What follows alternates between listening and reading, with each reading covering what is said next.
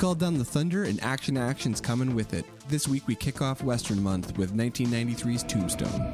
It was a place where a man could start over, where a fortune could be made.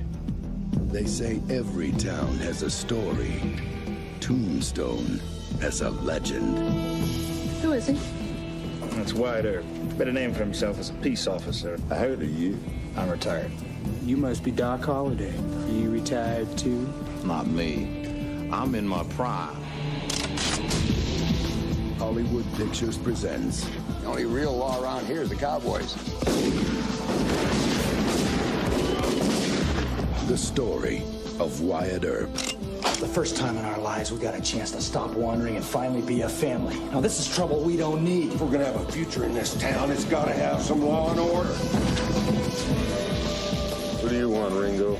I want your blood. I want your soul. I want them both right now. They shot your brother. Now the time has come for justice, Guess maybe you better swear me in. and he has to live up to his reputation You got a fight coming. I'll be there! one last time. None of your problem, Doc.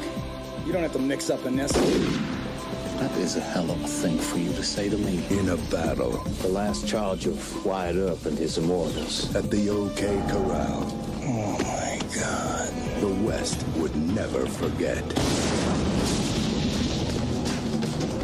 Kurt Russell, Val Kilmer, Dana Delaney, Powers Booth, Michael Bean, Bill Paxton, Jason Priestley, Sam Elliott, and Charlton Heston.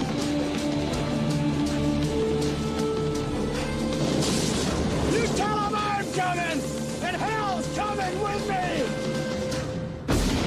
Justice is coming to Tombstone.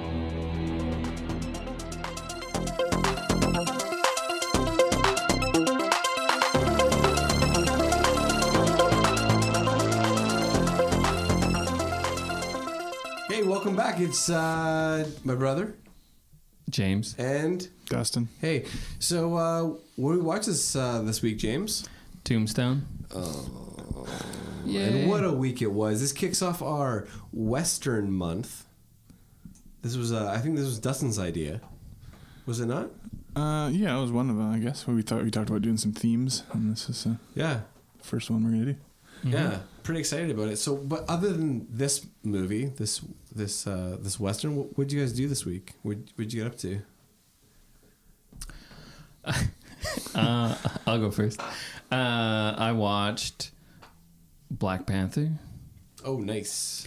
and so I watched that on Friday, and Was it as awesome as everyone says? I thought it was pretty good. Oh, okay. I thought you were gonna be like, nah. I mean, I was definitely entertained. I think maybe we can get into it a little more. We might do that a little later. Please save your reaction for what is going to be May, I believe. Oh, we are gonna do Black Panther for that. Yeah, I want to do Black Panther for Superhero Month, which I think is going to be May. Okay. So other than that, I watched a little Spies Like Us. Nice. Oh, Dan Aykroyd. I just Chevy kind Chase. of came across it on TV, and I just Have you never seen it before? I have, Oh. but it's just so good. It's just entertaining. I just love it. It's just like watching that is like watching Canadian Bacon or like Caddyshack. Like they're just great movies. Nice. It's from a good era. Of Yeah, those definitely. kind of comedies. Yeah. Dustin? What did I do? I watched this old noir movie with Humphrey Bogart and Lauren Bacall called Dark Passage. Have you heard of that? Yeah, I've heard of it. Never seen it. It Heard of wasn't great, but the first half of it is kind of interesting because you don't actually see Humphrey Bogart's face. He's like supposed to look like somebody else for the first part of the movie, and it's all like first person perspective. Oh. And then at a point in the movie, he gets plastic surgery, and then he has some bandages around his face, and then after those are removed, then for the rest of the movie, it's shot like regular. and you see him like for the rest of it. Oh. But up to like a halfway point, you don't ever see his face. It's all like shot as if you're looking out of his eyes. So it's like his voice and stuff. But So Interesting. what made you watch that? I saw someone talking about like the book that it was based on, and then I was like, oh, there's a movie, and I was like, oh, that sounds cool. I feel like watching a noir thing, so I just watched it. But yeah, it wasn't a tremendous movie. But and then I also watched The Vanishing from 1988. It's like a Dutch movie, I think. Yeah. Wow, what that? Have you seen it? Yeah. It's quite the ending on that one. Yeah. I kind of knew, I had seen the American remake that it came out like a handful of years after the original one. I think when I saw it, I didn't know it was a remake, but yeah, this one is, the original version is much better. It's a really fucked up movie. Yeah. Yeah, if anybody wants to watch, if you want to just push yourself a little bit, just kind of go outside your comfort zone. It makes you feel stuff, wouldn't you say? Yeah, it's well, the ending is very unsettling. I'll just say that. I've been lingers. I've been going down my Audible rabbit hole of listening to it. 10 hours in now. Oh yeah. How long is it? 45. Oh yeah. It's a long fucking book, and I'm remembering. So I've caught up now to where I was from actually like reading the book. Oh, okay. And I remember why I quit, because it's like super fucking boring at parts. Huh, I never felt that way about that book. I'm trying to remember. Well, it's been a while since I read it. There's parts where it comes to like, you're just like, I'm being very callous about this, but like you're just like, okay, I don't really care how this felt, or this, like, you know, he builds a mood, but at some point you're like, there's a bit too much. You just want to kind of get on with it. I'm still enjoying it. It's nice to listen to it instead of read it, because you can just passively listen and just like have it come over you. But I remember why I kind of stopped listening, I guess. I don't know. Is that fair? Well, yeah, that's how you feel. That's how you feel. I don't think I'm the first person to stop reading a Stephen King book. Those are fat. That's a fat tome. They're huge books, but yeah, like I said, I'm 10 hours into a 45-hour book.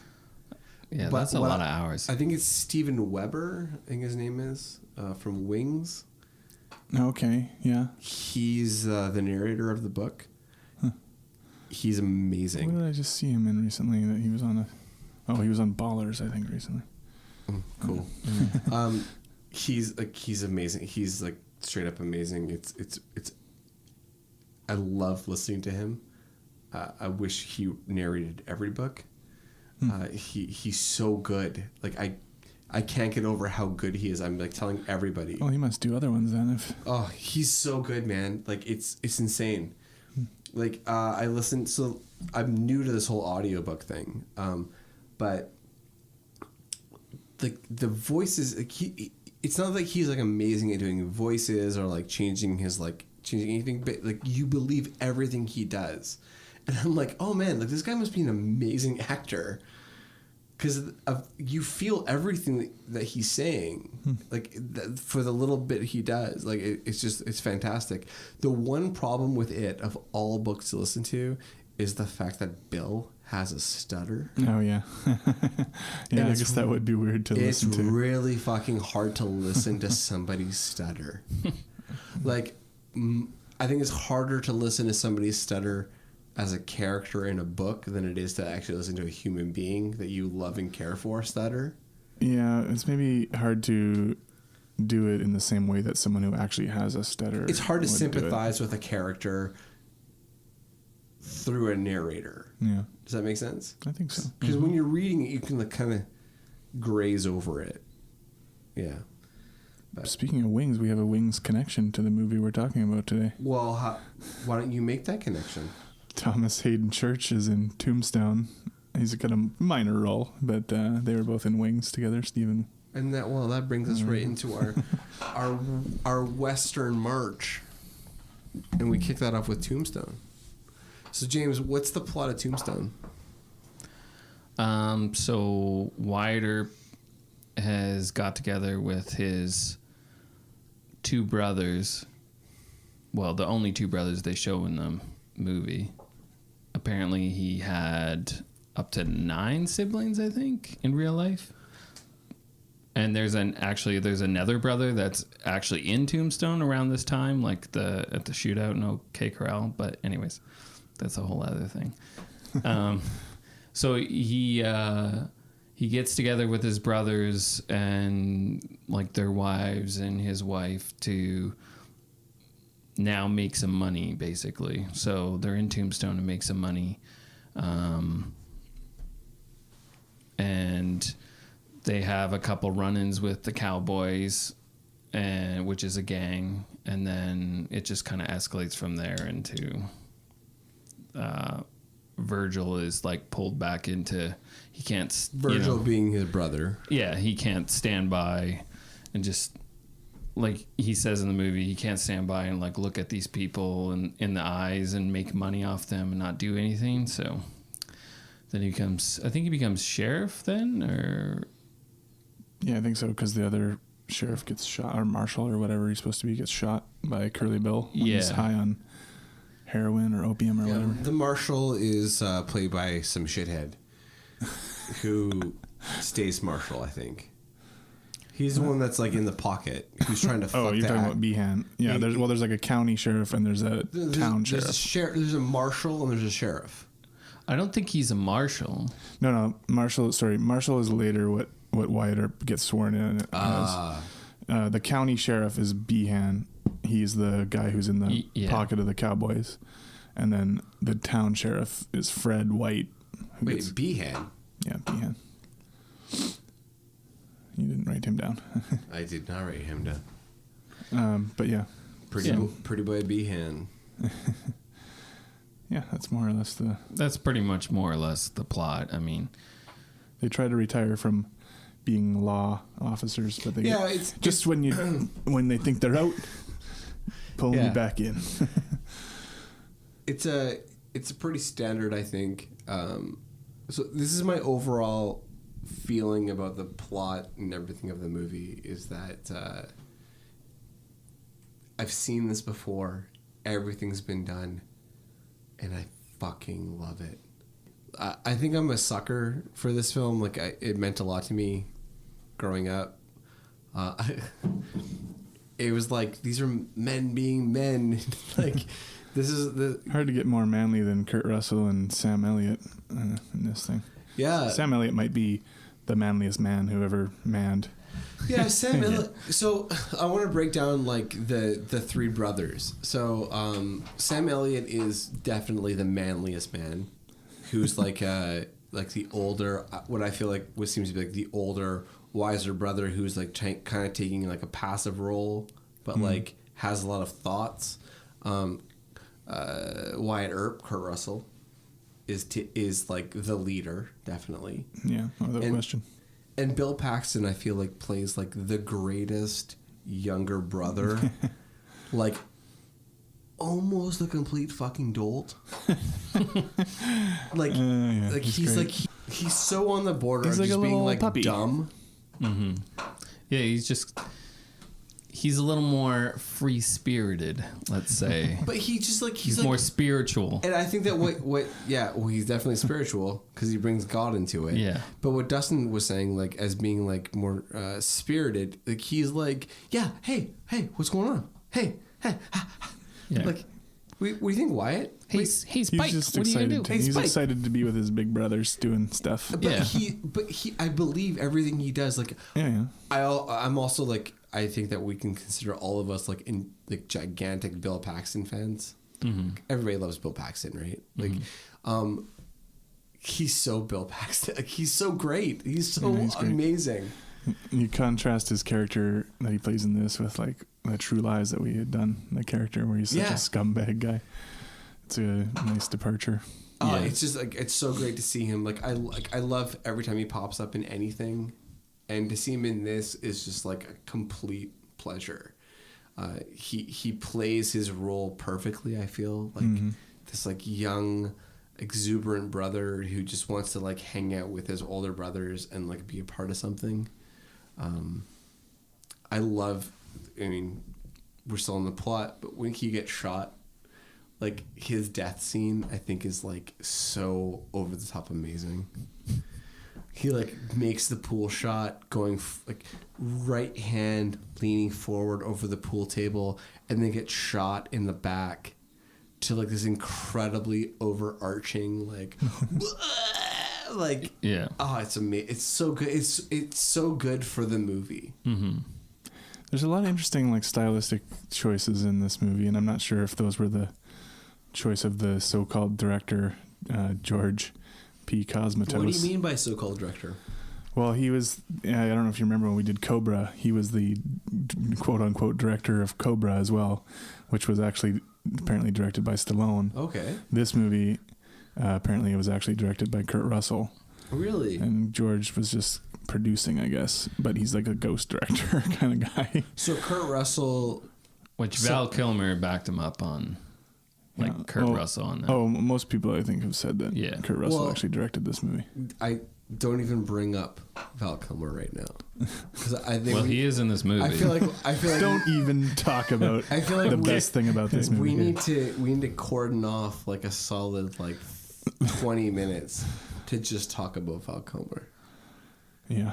So apparently, so what you're saying then is based on the rumors is that Kurt Russell actually directed the film. Yes, apparently it's well known that he's the actual director of the movie. Everybody knows it. Well, I'm not saying everybody, but it's not like a secret or anything really. But yeah, so there's some interesting choices, and I don't like who knows if these were Kurt Russell or what, but that kind of feel almost old timey in a way. And I guess maybe they were purposely going for that because it's a Western, and this was made in an era where the Western was already kind of passe, like people weren't really into them anymore. But there's just certain things in the movie that feel like something you could have seen in an old black and white Western. I have thoughts on this, so why don't you just rattle off like a couple? Well, the one that comes immediately to mind is when the Cowboys are going out for their night of revenge during the lightning storm. And that one Mexican guy that's part of the Cowboys, he's like waiting beside the house where the wives are. And there's just like a scene of him lurking out from around the corner of the house. And I don't know why, but it just strikes me as so something from like you'd see in an old Western from like the 50s or something. But just the way it's filmed. And there's other little things too like that. But well, I would say that the establishing shots, like the really, I don't know what the words are, like the real far away shots where like they're riding against the sunset. Yeah. Sure. There's a lot of like, I don't know, 50s Western motifs that happen throughout the film. Or even just the way like certain scenes are set up, like when after Morgan is shot and Kurt Russell goes out in that rainstorm and he's like screaming and crying, and then the two women approach him and it's kind of like a spin thing, like he's like, he yells at Dana Delaney's character, Josephine, and then he turns and his wife is kind of there and then she walks away from him. There's just something about the way that is all set up that feels like something that would have been shot in an older What's interesting in this plot is it shows Wyatt Earp as, I don't know, kind of a different character. Like it shows that he's willing to do what he has to do and like to earn a take in that one in gambling, right? Yeah. Like what is it, quarter share? Yeah. In He that takes tape? a quarter share in. Yeah. It also shows that he's willing to like cheat on his wife, and it also shows like the whole them getting like going to the OK Corral when the one sheriff like is trying to stop and saying, "Hey, I already disarmed them. You don't have to go there." Wyatt Earp is not. I think that it comes across that he's trying to be he's supposed to be a really clean good guy. Well, I think that's what it shows in other movies. And he's but not. This is more of a He shoots a guy in the mouth. not to get ahead of ourselves, but like there's a scene where like he puts a gun in a guy's mouth and pulls the trigger. Yeah. After the guy's given up. Oh yeah, like, in the opium den. He's not a good guy. Well, no, but he's just on a rampage in that montage where he's having just his like righteous shooting revenge in that part of the movie. United States Marshal doesn't change the fact that I think he's still supposed to be held up as a more of a paragon of virtue than the rest of the And I get characters. the fact that he's supposed to be a good guy, but I think what James is saying is that like I think that if you really look at his character in this film, like he's not necessarily just a straight up. He's not a black and white good guy. He's got some depth to him. Which is interesting because is he a good guy just because he has the badge? Like, is he really doing anything different than the Cowboys are doing? They're pretty much doing the same thing. Well, yes, he is. He's not going around just like indiscriminately murdering people and robbing them and raping them and stuff. No, the difference is that the Cowboys feel like they can do what they do to anybody, and Wyatt Earp is doing what he does specifically to somebody because of what the Cowboys did to him. Does that make sense? Yeah, he's specifically doing that stuff only to people who have kind of earned it. And he's only doing it because, and I get it, like is what he's doing morally correct? Probably not. But what he's reacting to the death of his brother. Yeah, I understand. But like the whole shootout in the OK Corral, like he's like, oh shit. That's like historically disputed at the time, right? Half the town thought that they just like straight up murdered 3 people, and then half the town thought that they were heroes. Oh yeah, well, I'll be completely honest about this. Like I look at them as complete fictional characters. I know they're real, but I look at this through the lens of completely fictional. Like I don't believe anything that happened in this movie is real. A lot of it is actually real. I'm guessing that they're all horrible people. That whole scene in the OK Corral, that is accurate. Even what they say, the way that the shootout played out, some of the things they say are actual things. That baby boy like throwing his guns away and crying and being like, I give up. No, he didn't have any. He didn't have any guns. Ike Clanton in that scene. He threw his gun. He did. He didn't. He doesn't. He goes into the. He threw his gun. No, he didn't have a gun on him. He was unarmed. I swear. Okay.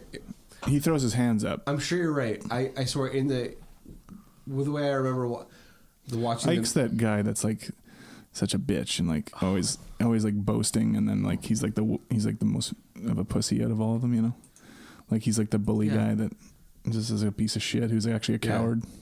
Yeah. The so-called director said that. Was it Stephen Lang is the actor that played him? Oh, okay. Was drunk the whole time. Well, he got into character. Good for him. Yeah, exactly. Which is there's an interesting backstory. Wait, is he complaining that he's drunk, or is he? No, he just said that he was drunk the whole time. I think it works. It fits. Yeah. He plays the character really well. Yeah, Ike Clanton. There's a lot of like history stuff too that you don't get into. Like Thomas. Well, I was gonna say. Well, before we go on, I would say like of all the people like sitting here right now, you have quite a bit more knowledge, I think, than we do. Like you've been kind of not a student of this, but you've actually like spent quite a bit of time looking into this stuff when you were a kid. I was talking to James before you got here. I've actually been here. Yeah. I've been to Tombstone. I've been to the OK Corral. Yeah. I've been to the Birdcage Theater where they watch the performances and stuff. Did you jerk off the grave, same way I would? That grave. Here lies Lester Moore. 4 slugs from a 44. Also jerk no off. No less, no more. Yeah. Well, my dad was really into this stuff, so like he took us on a trip to here, and then we also went and saw like where Billy the Kid did a bunch of shit in his grave and stuff. So historically, what do you understand? Well, there's just all kinds of little connections that you don't like. Ike gets really upset in that scene in the OK Corral when they shoot Thomas Hayden Church's character, and they never mention that he's Billy Clanton. He's like Ike's brother. So Ike is like, really? He's like screaming for him, but you don't know watching the movie that he's actually his brother. Yeah. Well, I'm going to jump on this right now before James says it. The movie's too long. They add too much shit. There's a lot of moving parts. I'm going to say this. They don't add too much shit. they don't justify enough in the movie. I almost feel like the movie should have been longer in order to properly tell the stories that it's trying to tell. The last question I want to ask before we move on to the next portion is there a scene in this movie that you would take out, or is there a scene that you would put in? Dustin? I kind of wish that the back half of the movie was constructed differently. That's not a scene. No, it's not. But I guess I would replace at least one of those montages with like another sequence. James? I would say, I think there's like a where they're shooting pool, and they're just kind of like, it's just kind of the one sheriff comes in and just kind of says like, I hope you're happy with this situation. Mm-hmm. It's just kind of like a pointless scene. Well, that's the scene that they use to show that Virgil is stewing and is uncomfortable with the situation. I know, but like, it's kind of like could do it in other scenes that he's in. Like, there's a lot of shit going on in town. So, yeah. I would replace the subplot of the romance almost completely, of Wyatt Earp being in love with Dane Delaney's character. But I would definitely get rid of the lover's horseback riding trip that happens. Oh yeah, yeah. About a quarter of the way through the movie. Mm-hmm. I think the entire storyline is useless. It just doesn't serve any purpose. But that scene in particular, I feel is just like a waste of time. Mm-hmm. I don't know. I don't buy any of it. It feels like it's part of a different movie. Yeah, that's true. It doesn't feel like it fits in the movie. Yeah. And they keep trying to make it fit. And I get why they, of course they always want to have some kind of romance in any movie. And also like then they get to connect it to the end where like, oh, he was with her for the rest of his life or whatever. But it just doesn't, there's a lot of stuff going on in this movie, and it's kind of constructed pretty sloppily, especially after the first half or so. Yeah. I agree. I think that what they should have done is they should have added more female characters that were actually vital characters, instead of trying to add them as these secondary love interests or like love interests. I think it's supposed to just come across though that this is like a man's world and women are secondary. And I would have liked to see more about Kate, which is Doc Holliday's she's like lady friend. She was known as Big Nose Kate. And she's like an incredibly, but the thing is, even in the few scenes she's in, she has more of an impact than she has more presence, any female character in the movie. I think that I don't even think Dana Delaney does a bad job. I just think not at all. Really, it's just that she's not given much to work with. I think that they could have done a much better job if they had have gotten rid of the wife altogether. Mm-hmm. And that's the funniest part is at the end when you get the narration at the end about how they lived happily ever after. He's like, and then it starts listing what happened to each people. Virgil went to California, became a lawman. Maddie died of a heroin overdose as soon as she left Tombstone. Yeah. The way that it's delivered, just like, but meanwhile, Wyatt rode off into the sunset with his matter of fact. Well, she new was lady. She was all fucked up in lanolin or whatever. Laudanum. Laudanum. Which is just heroin. There's a deleted scene where Wyatt Earp comes back and goes through the dresser drawer, and it's just like all empty bottles. I watched that. Oh, I watched the director's cut. Oh, okay. By the way, because there's also a deleted scene. So just to be clear, I went to the flea market and I bought this movie for $2. Nice. On DVD, and I watched it. I don't know if I've ever seen the director's cut. Yeah, I watched it last night.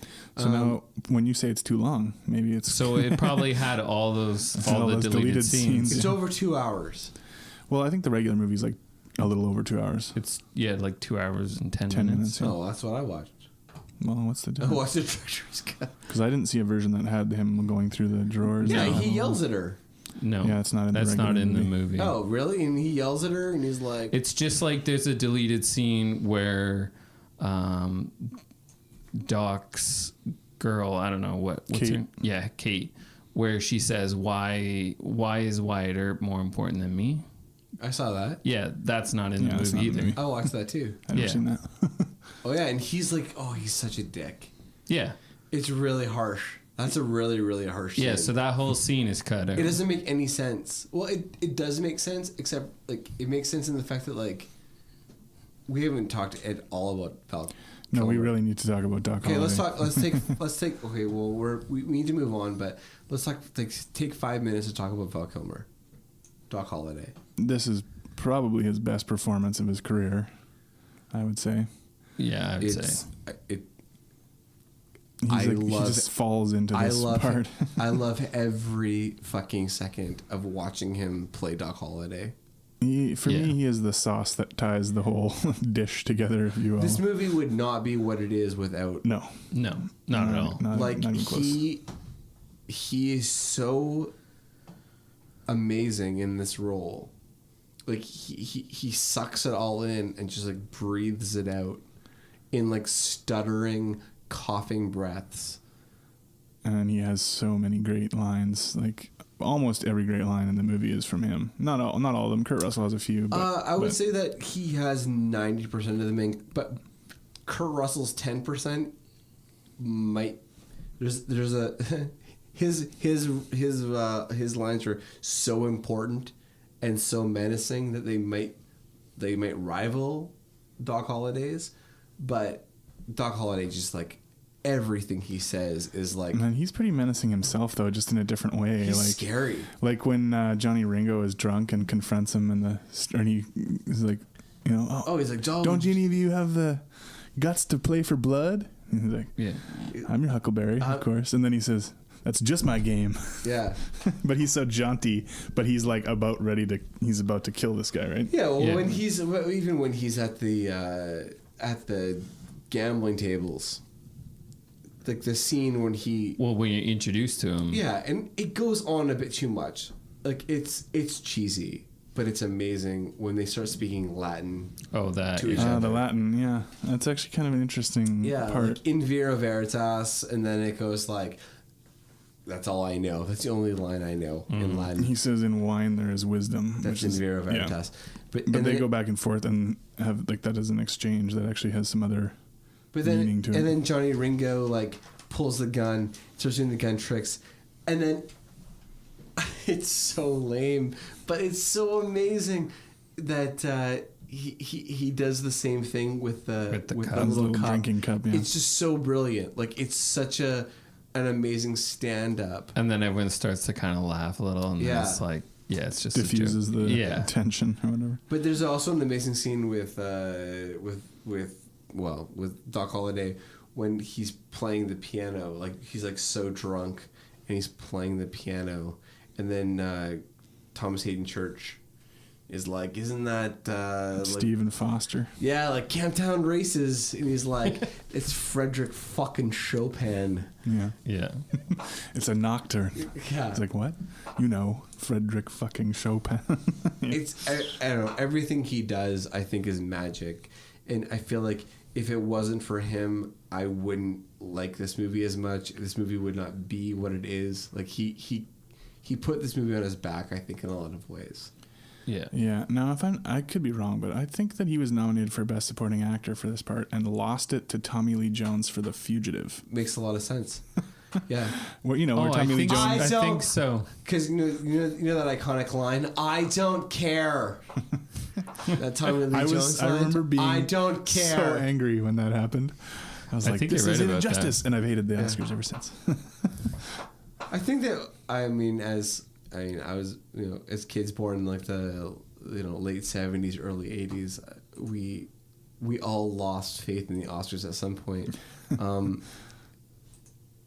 I remember The Fugitive winning and being like, it's not even that it was a bad movie. It was just like an Oscar movie. But it's like this. It's not an Oscar. It's not an Oscar. This is the best line at the Oscars. I didn't kill my wife. I don't care. Jump off of a waterfall. I remember what pissed me off is like I always felt like Tommy Lee Jones, he's a good actor, but he always kind of just acts like Tommy Lee Jones. Yeah. And Val Kilmer like really threw himself into this part and created a character. Val Kilmer plays this character. He plays this character like fucking Dracula. About like Dracula. He's lived like 2,000 years and he's about to die. Like this is it. Like this is Dracula's last stand. Quite the dentist. Yeah, quite the dentist. So anyway, let's. We need to move on though to action kills. Or do you want to talk about pacing first, or do you want to talk about? No, I want to talk about action kills first. Do you have a favorite? Do you have a favorite action sequence? I think the shootout in the OK Corral is probably the best action sequence in the movie.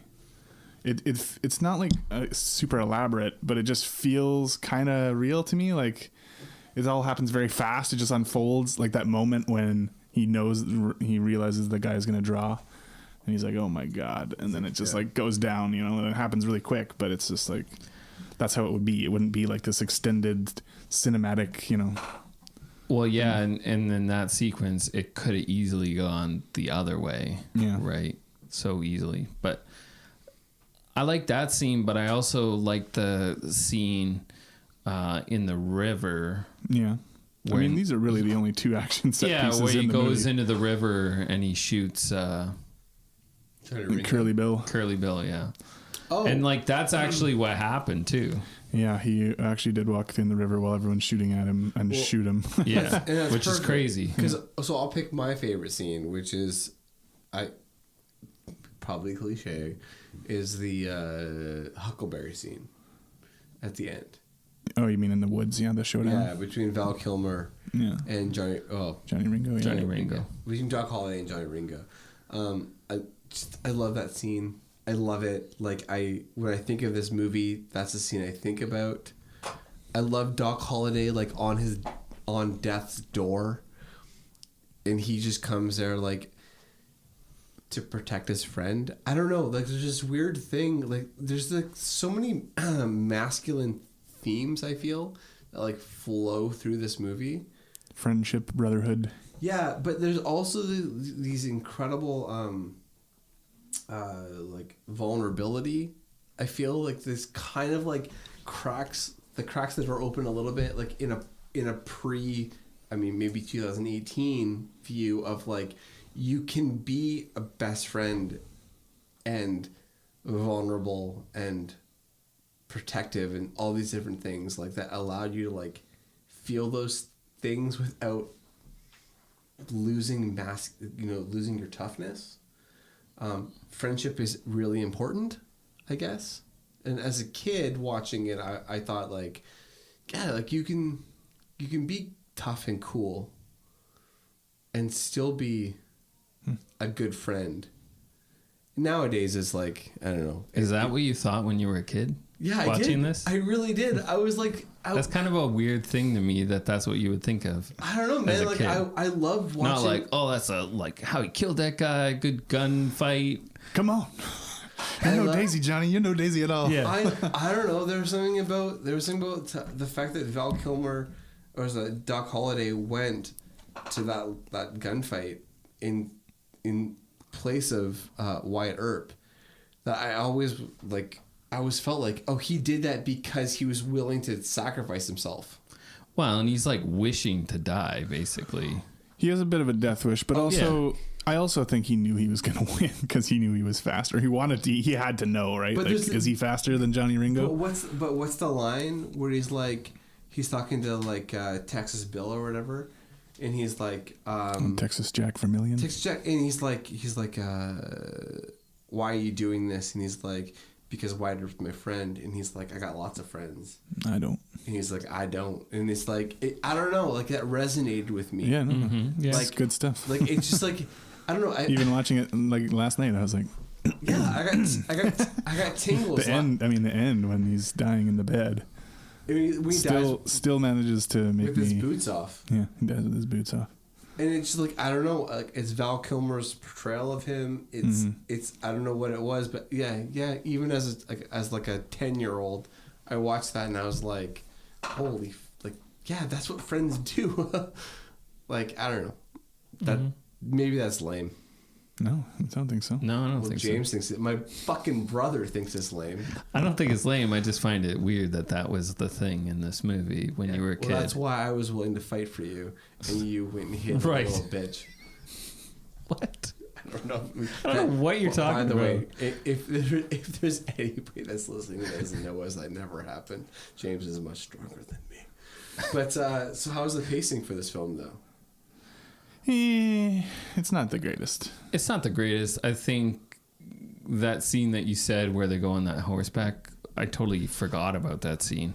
But that scene should be removed for sure. It's stuff like that.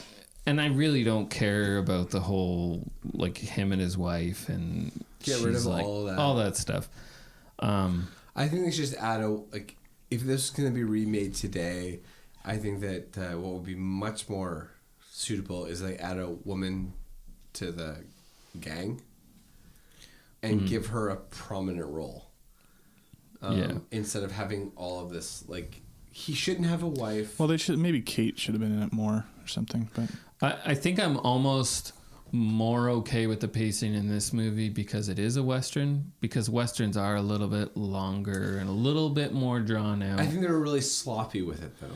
yeah, I mean, once you get to the point where Virgil and the women leave on the train, there's a lot of great moments after that, still overall make it work, I think. But the structure gets really kind of sloppy from then on. It's just kind of like, okay, now here's a couple quick montages of them running down cowboys, and then then we got that really awkward.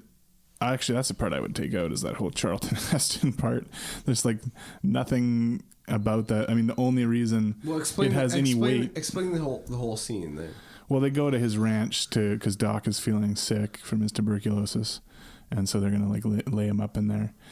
But the whole scene is just like, I don't know, it seems really phoned in. Charlton Heston's just like, you can put him up at my place. It isn't. And there's like nothing to it. Yeah, they're going to have to go through us if they want to get him. It's just... Except for when somebody says they're going to have to go through us if they want to get to him, it is like... Then there's a scene. Somebody has to go through them, and that never happens. Like, there's other weird stuff like Michael Rooker's character. What is the point of that? Where he was a cowboy and then he flips and joins them. It's just to have another body there to like help them hunt the guys down. Like there's no. It's just a little bit sloppy. All this stuff that they tried to jam into the movie. Mm-hmm. Yeah, I don't really understand the two cowboys who like flip allegiance. I feel there's just one. There's two. Michael Rooker. No, the other two guys. There's 3 total guys that come. Michael Rooker was a cowboy, and then the other 2 guys were friends that Wyatt Earp had from before. Turkey Creek Jack Johnson and Texas Jack Vermillion. Oh, I swear there was... Yeah, there was those 3. Oh, yeah. We were also sloppily introduced to them in the beginning of the movie when they have a shootout in the street with a guy. Yeah. And that's kind of so that, then later on they can be like, oh, yeah, these guys are friends of his and they can help him hunt the guys down. They shoot people in the street, so we'll use them later in the movie. The pacing's a bit long in the tooth, pretty sloppy. I think they have a lot of scenes they could cut. Once again, I'm not confident that I watched the same cut as you. I'm confident you didn't. But let's talk about quotes and tropes. This movie is chock full of amazing quotes. Yeah. Yeah, it is. And almost all of them are from Doc Holliday. Yeah. Well, they are, except for... Curly Bill's got a couple decent ones, and Johnny Ringo, but... Wyatt Earp? Yeah, and Wyatt Earp, of course. But yeah. Well, the whole point of watching this... I mean, for me, watching this movie again, like, you tell him... I'm coming and hell's coming with me. And hell's coming with me. I mean, like... Yeah. It doesn't... He's got some good ones. Also, when the scene where he confronts Billy Bob Thornton in the thing, he's got some good ones. Jerk that smoke wagon and go to work. Yeah. I said throw down, boy. I'm not a masculine man guy. I wish I was in some ways, but like it is really, really nice to watch like masculine men do masculine men things, and just be tough. Also, I'll just throw it up to Billy Bob. He's great in that scene. Billy Bob is amazing. And apparently, all they told him was be a bully, and so all the lines are just his. Oh, really? Yeah. Oh, really? You back that queen again, I'm gonna blow you up that wildcat's ass. He's fucking great in that scene. Yeah. And then when he comes storming up to shoot them with the shotgun. And, Yeah. Doc, what are you doing here? So I want to oh, Johnny, I forgot you were there. You may go now. I want to talk about that scene. Yeah. So that scene, I feel is like the ultimate Mean Girls scene in the movie, where it's like there are these incredibly tough guys. There's these three brothers who roll into town, and then Doc Holliday shows up because he sees Billy Bob Thornton there. He's got that shotgun, and he says it, and they have that nice little chat, a jaunty talk, and then, you're still standing there. You may go. Yeah. It's so disheartening. Like, can you imagine? And then he's like, leave that shotgun, and then he puts it down. He's like, he thanks them. He's like, thank you. Can you imagine how disheartened you would be if you were him? You would just be like, you might never feel tough again. Like, no, you can't. You spend the rest of your life just trying to like chase like that feeling before you were completely like castrated.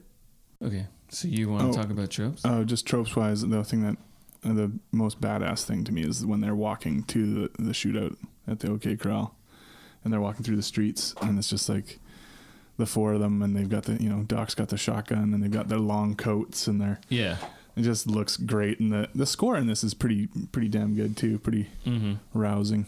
Yeah. So James, what's your favorite quote? I would say my favorite quote, or my favorite scene, which has a quote in it, would be your introduction to Doc Holliday, where he's playing cards. Yeah.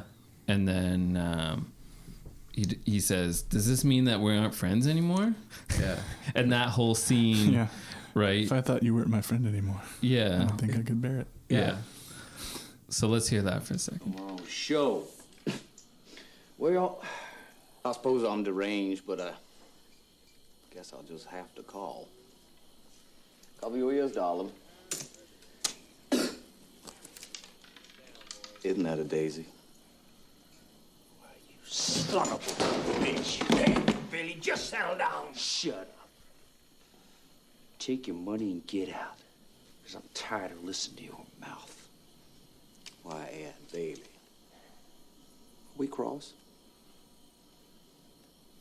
Them guns don't scare me.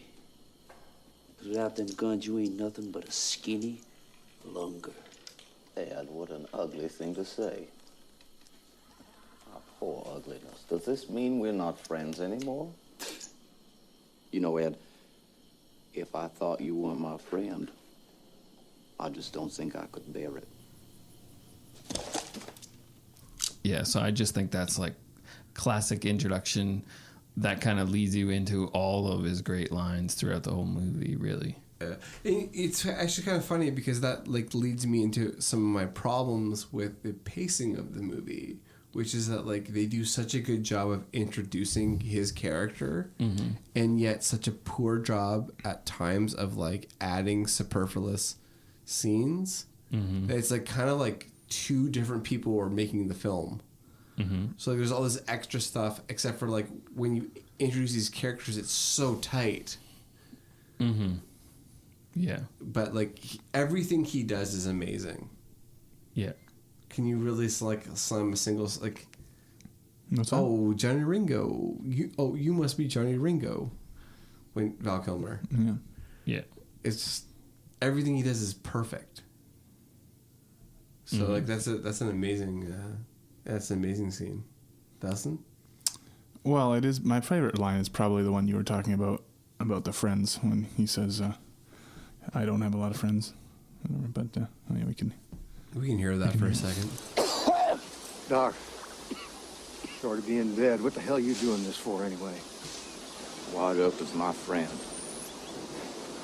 Yeah, well, I got lots of friends. I don't. Although I had thought about the line where he's playing poker with Ike. And he's like, maybe poker's just not your game, Ike. Yeah. I know, let's have a spelling contest. Oh, man.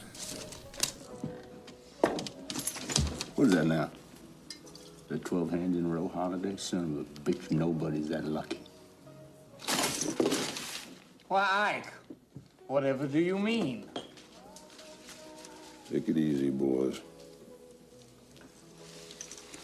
Maybe poker's just not your game, Ike. I know. Let's have a spelling contest. Yeah. It's hard to pick favorite quotes in this movie. I mean, Yeah, I mean, pretty much everything he says is gold. So everything he says is like amazing and I love, but I'm going to go to the line that really makes me think about this movie, which is Wyatt Earp. And when he's like mad, he's like, we'll play it, but it's like you tell him I'm coming and hell's coming with me. So yeah. I love like, let's listen to it because I love just like hearing how how much he's just chewing every bit of that scene. You tell him I'm coming, and hell's coming with me, you hear? Hell's coming with me! It's just so intense. Like, oh, it's definitely intense. And it's just like it just all of these scenes I feel like that what we're talking about are like the absolute best of this movie. that one, that's cool too because it ties back into the very beginning of the movie when the cowboys come to that wedding and they shoot all those Mexican police. One guy was getting married. Yeah. And then the priest is saying a bunch of stuff to them in Spanish. Johnny Ringo ends up shooting the priest, but he says that, like, what was he saying about a sick horse? And he says, he was quoting the Bible about how death is coming, on a pale horse. And then that's of course, Kurt Russell ends up being death, right? That comes for the Cowboys. So, we didn't really talk about, obviously, the number one quote when people think of this movie. I'm your Huckleberry. Well, I think that. So that's like a kind of a gimme quote. Like, it's a great. No, it is great. It's great. I remember looking it up and like being like, what does that mean? Like, what does Huckleberry mean? Like, what? So do you know what it means? Or? I think it just means I'm game. I'm good to go. It could mean a couple things. Like, there was some debate. They talked about, did he actually mean to say, I'm your Huckleberry, which is a reference to, at the time, somebody who would carry like a casket, which we'd call like a pallbearer now, but would carry a casket, would wear Huckleberry branch on their lapel as like respect to the dead. Yeah. Kind of thing. So it's kind of like, I'm going to take you to the grave, kind of, or I'm going to carry a casket. I read that it meant like a man that was like necessary for a specific purpose. Like, it was I am exactly the person that you need for this. As far as like the knowledge of our day goes, Urban Dictionary. The most reliable. Yes. So the second quote on here is Huckleberry. A man, specifically, the exact kind of man needed for a particular purpose. 1936. So it's like, well, I'm your Huckleberry, Mr. Hanley. So Tully, Bruiser 37 since 19 whatever the fuck. So it would be it would be an anachronism then if that was the case, because it wasn't something that was popularized until 1930. Yeah. Anyway. So, but he does say that line twice, though. Yeah, he says it the first time when Johnny's drunk. So which line, which scene is best? Well, I think the final scene is better, but when he says it the first time, there's something I really like about that whole part, the way that he's slyly going to take advantage of the fact that that Johnny Ringo is not all with it at that moment. Yeah, and you definitely get the impression... He's very just deadly in that moment, The final scene, though, of the movie... not the movie, but, like, the final scene when he shows up instead of Wyatt Earp is, like, once again goes to this, like... the same reason I said I like this movie as a kid, where it's, like... There's something that's a friend showing up for a friend... Yeah. And then saying, like, oh, like, I'm here, like I'm your man, like Well, I think that is a dance. large focus of the movie, and we see, like we just talked about that line about the friendship, but also at the end too. And I think that's a real thing. I think I even maybe read that little pamphlet that he writes from when he gives it to him on his deathbed. My Friend Doc Holliday by Wyatt Earp. Mm-hmm. I don't know. I think that you just love that, like. Well, because Doc Holliday was this sort of a scoundrel guy. Oh, very much. At least as he's portrayed in the movie. Film, yeah. And so it's this idea of like this guy who is kind of this more upright citizen guy, but they're still like the best of friends because he was always there for him, right? He was always loyal. Yeah.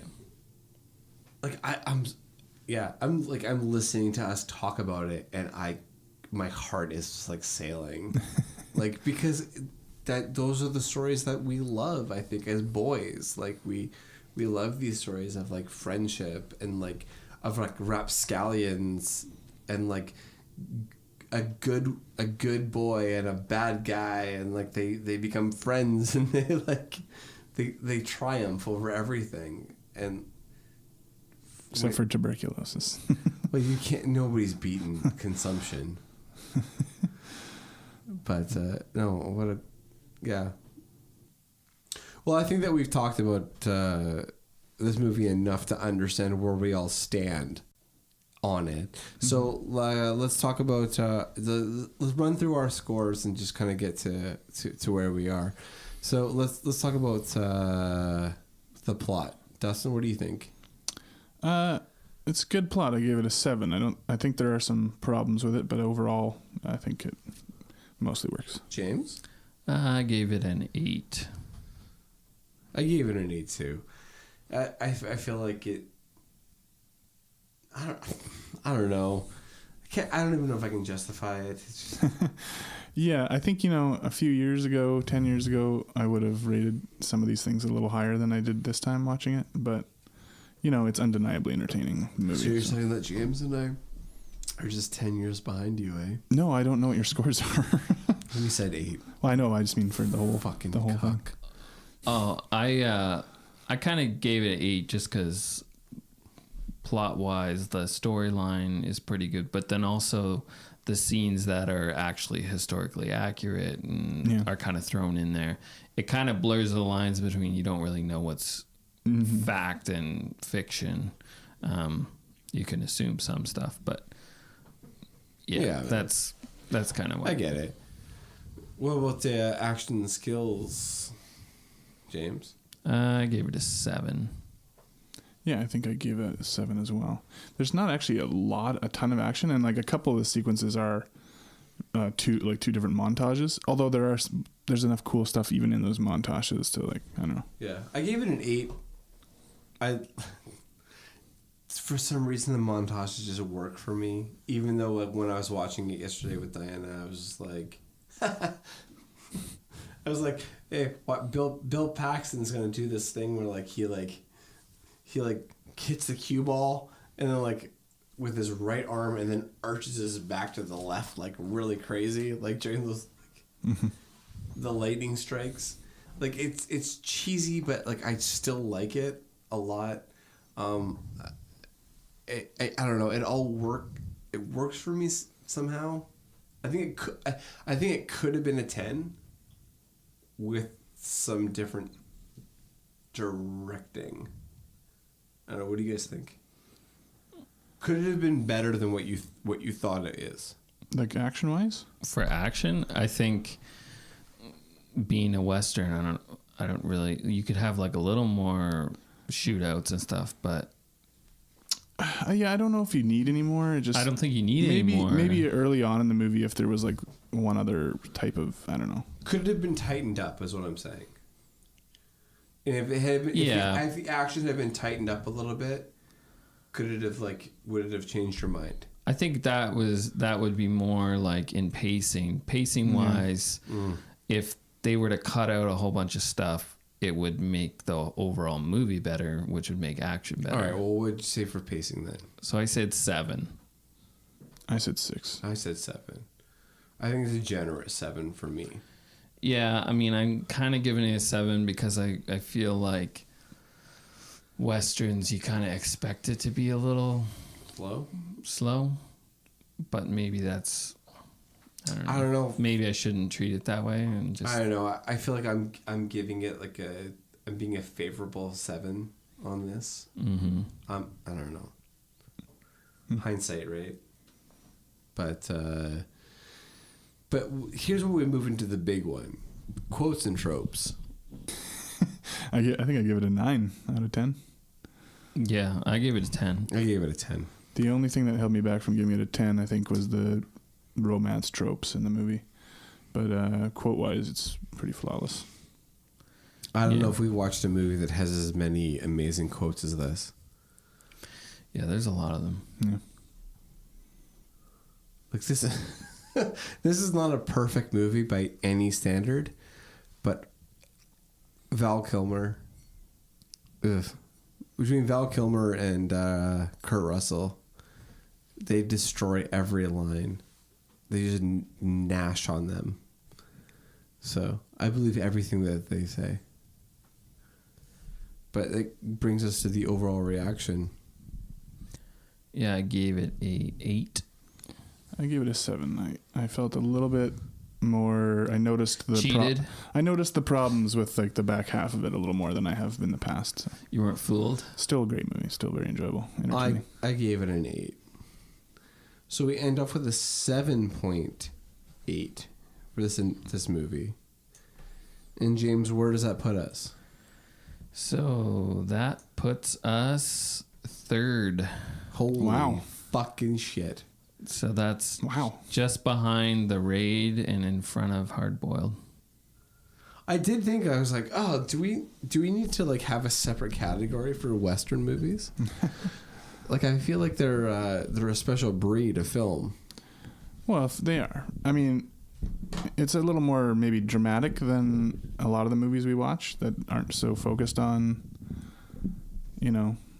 relationships and whatever, all those kinds of things. You mean like Seagal movies? Yeah, or whatever. Even like Predator or whatever. It's not. Those movies aren't going to take the time to talk about the loyalty of friendship and stuff like that. They're just going to blow guys away and stuff like that. So.